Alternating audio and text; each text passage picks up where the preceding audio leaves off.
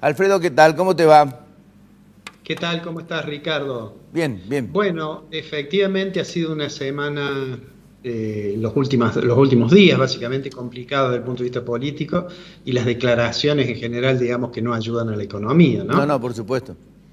Lo de Dualde parece una cosa realmente increíble Sí. y que un presidente dispute con el expresidente a ver si dijo o no dijo algo tampoco es bueno, ¿no? El problema no es, Pero, ¿sabés qué pasa, Alfredo? El problema no es si es bueno o es mal, el problema es el momento en que lo dice. 6 meses exactamente. después, hubiera dicho el día siguiente y discrepar en ese mismo momento sobre la situación, hubiera sido lo más conveniente. Sí, sí, además crea mucho ruido la política y eso seguramente no ayuda a la economía. Hubo otras declaraciones, me voy a referir a otra declaración, pero dejando de lado la cuestión política, que son las declaraciones del presidente del Banco Central, que obviamente es un funcionario político, pero que hizo referencia a algo que nosotros comentábamos la semana pasada, que era los problemas que hay con el tipo de cambio. Ujú. Bueno, el presidente del Banco Central puntualizó varias cuestiones. Yo las voy a, para ser fiel a lo que dijo, las voy a estar revisando aquí, ¿no? Lo primero que dijo es que el fin del proceso de reestructuración de la deuda, que sabemos, el próximo 4 de septiembre se van a canjear los títulos, aquellos títulos que fueron emitidos bajo legislación extranjera, dice que eso va a dar una señal positiva. Eso básicamente lo dice porque él está esperando, y me parece que hay muchos indicios de que va a tener un grado de aceptación muy alto. Ahora, y digo esto con prescindencia de que hay algunos datos así que pueden poner en duda eso, como es la caída del precio de los bonos, pero digamos que el gobierno está esperando que la reestructuración, el canje de los títulos, genere una expectativa favorable y que eso entonces le traiga más tranquilidad al mercado cambiario. ¿Por qué? Porque de lo que parte, y lo dijo explícitamente, que la brecha entre el oficial y el paralelo, digamos, del dólar, Miguel Pese dice, esa brecha se va a achicar, y se va a achicar porque en realidad surgió como consecuencia de la incertidumbre. Digamos, yo en realidad coincido, lo dijimos nosotros el programa pasado, que la brecha efectivamente tiene un componente de incertidumbre. Y entonces eso lo llevó a una declaración que es muy fuerte, que dijo que no va a haber necesidad de mayores restricciones cambiarias.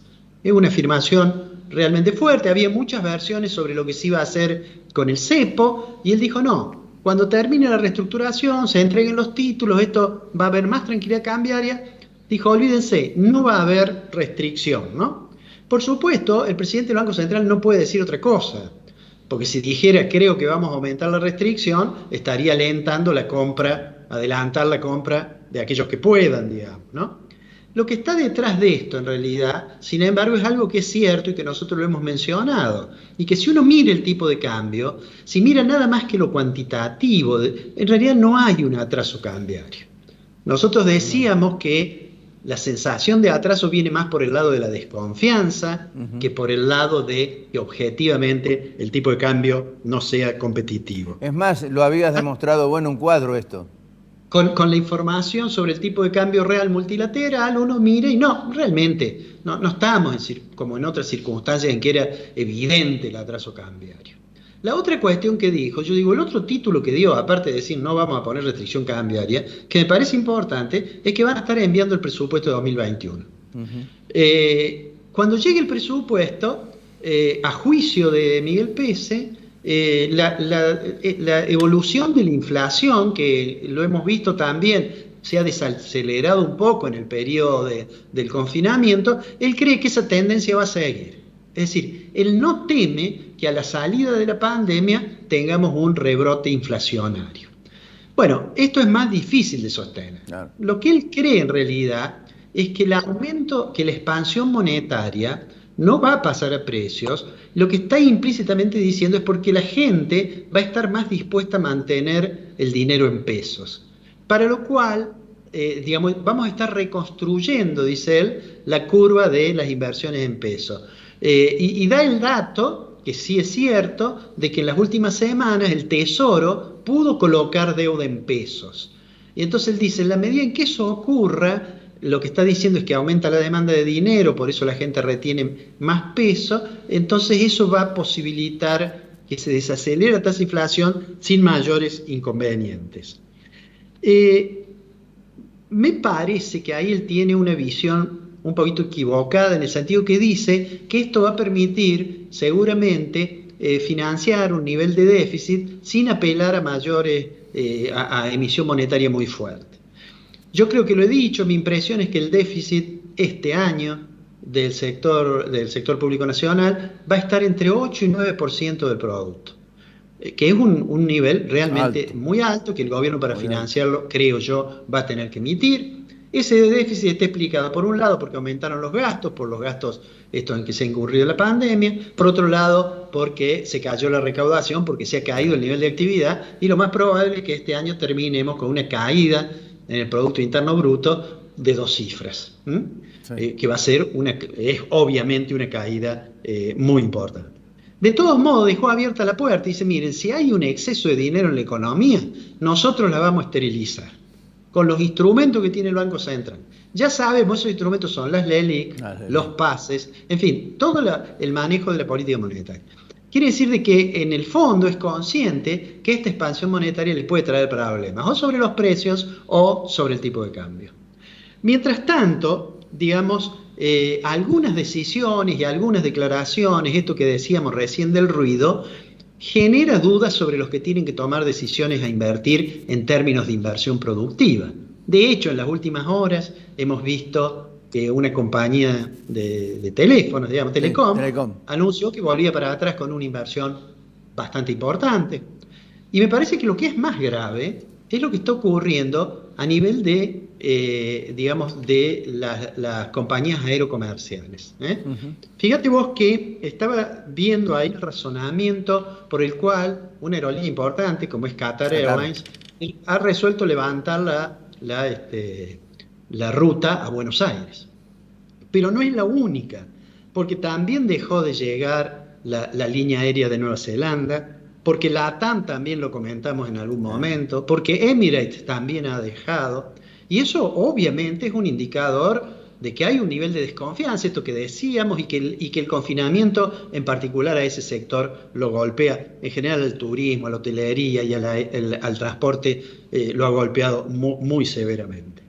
Fíjate vos que estaba leyendo sobre este tema una declaración de Gustavo Santos, que estuvo con vos en el programa, sí, y que tiene una declaración que vale la pena porque es una persona, bueno, ha sido ministro del gobierno anterior, más allá del juicio que se tenga del gobierno anterior, fue un ministro que no fue objeto de crítica. Así es. Antes bien parece que se desempeñó con eficiencia, ¿no? Pero fíjate, estaba leyendo recién, dice, en este momento de quiebre, dice, abandonar el potencial del turismo es abandonar el potencial del país. Por supuesto, él es un hombre de ese sector y entonces está, digamos, quizás uno puede decir, bueno, está sobreestimando la importancia, pero sin lugar a duda en los últimos tiempos el turismo se ha transformado no solo en Argentina, en el planeta, en una actividad muy importante. Y este sector está tremendamente golpeado. Ahora, no es solo un problema de las grandes compañías. A veces uno piensa, bueno, las grandes compañías pueden sortear mejor la tormenta, más allá del costo que significa que difieran inversiones, eventualmente que alguna se vaya del país, etcétera, ¿no?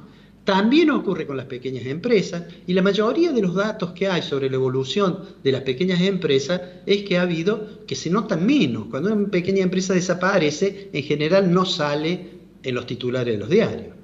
Yo digo, si uno quisiera mostrar un ícono del problema de la pequeña empresa, bueno, lo hemos tenido aquí en Córdoba, cuando trascendió primero y luego fue confirmado que la empresa del diputado nacional Fernández, un diputado del oficialismo, digamos, del movimiento, había cerrado.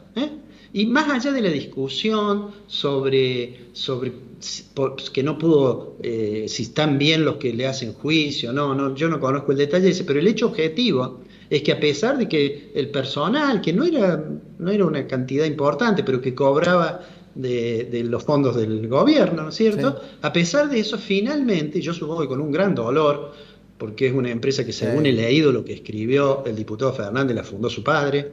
Pero bueno, y él es además el presidente De de APIME. APIME, ¿no? O sea que es como una cosa, un símbolo de las dificultades que afrontan las pequeñas y las medianas empresas. No importa si uno trata de buscar causas en el gobierno anterior o en este, lo concreto es que mirando para adelante se percibe una preocupación inmensa sobre cómo va a evolucionar la economía. A pesar de que algunos funcionarios del gobierno sostienen que ya se perciben alguna recuperación en algún sector, me da la impresión que eso es mínimo. Te digo Sí. más, me hizo recordar cuando en el gobierno anterior, en el El gobierno de semestre. Macri, los funcionarios de Macri empezaron a decir que iba a llegar el segundo semestre y que ya había brotes verdes.